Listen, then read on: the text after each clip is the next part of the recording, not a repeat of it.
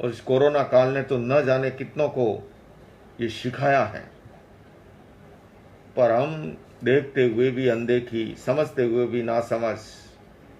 हालांकि कुछ कुछ एक बार तो लोगों को थोड़ा सा विवेक जागा होगा, लेकिन वो स्थायी रहे, तब शमशान या वैराग न हो जाए। हवा में उड़े जा रहे थे, कोरोना काल धरती पे ले आया कि ज्यादा जो है ना हवा में उड़ करके सार नहीं है।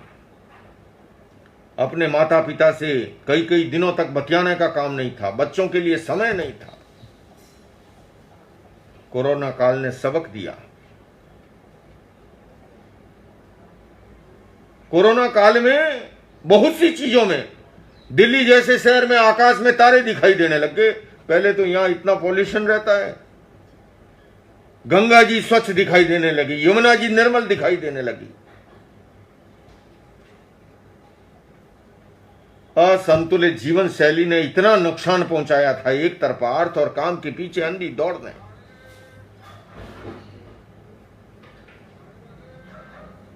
और देख करके अनदेखी कर रहे थे। तो इसने कहा, मां मुझे तो ये बता, मुझे मरना ना पड़े वो रास्ता बता। मां ने कहा, बेटा ये तो संसार का अटूट नियम है। इसने कहा, ना मां, मुझे वो रास्ता चाहिए जिससे मरना ना पड़े। उसने कहा, बेटा वो तो एक ही रास्ता है फिर तो, अगर कोई भगवान अरिष्ट नेमी की शरण स्वीकार कर ले, ये उस समय की कथा है, और जन्म मरण का चक्र अगर खत्म हो जाए तो फिर उसे न मरना पड़ेगा न जन्मना पड़ेगा। उसने कहा, मां मुझे तो अरिष्ट नेमी की शरण स्वीकार करनी है। और कहा जाता है कि वह ठावच्चा पुत्र भगवान अरिष्ट नेमी के पास दीक्षित हो गया। एक गीत सुना था। आपको हम कितना सुना रहे हैं वर्षों से, हैं? जीवन को बदलने के लिए अनेक ग्रंथों और पंथों की जरूरत नहीं होती है।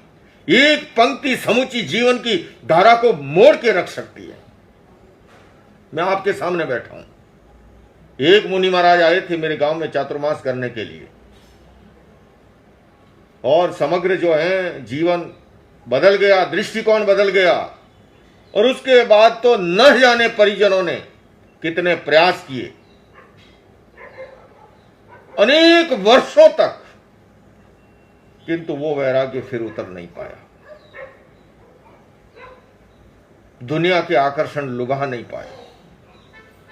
पर सामान्यतः हम इस कान से सुनते हैं, इस कान से निकाल देते हैं। अब कठिनाई है, प्रकृति ने कान भी आमने सामने दिए। अगर ऊपर नीचे दिए होते तो हो सकता है एक कान से सुनते, फिर भीतर उतरता, फिर निकलता।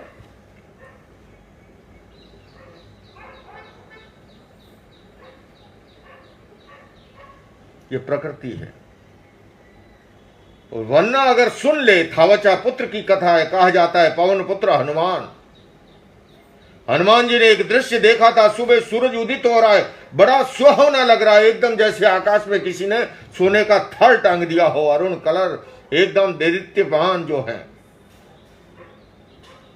और दोपहर को देखा कि वो सूरज इतना प्रखरता से तप रहा है, भला मजा ले किसी की आंख से आंख मिला ले उस सूरज से। किंतु पवन पुत्र देखते हैं कि शाम को वही सूर्य अस्ताचल की ओर जा रहा है, डूब रहा है। जैन रामायण का प्रसंग कहता है कि इस दृश्य को देख करके हनुमान जी को वैराग्य उत्पन्न हो गया।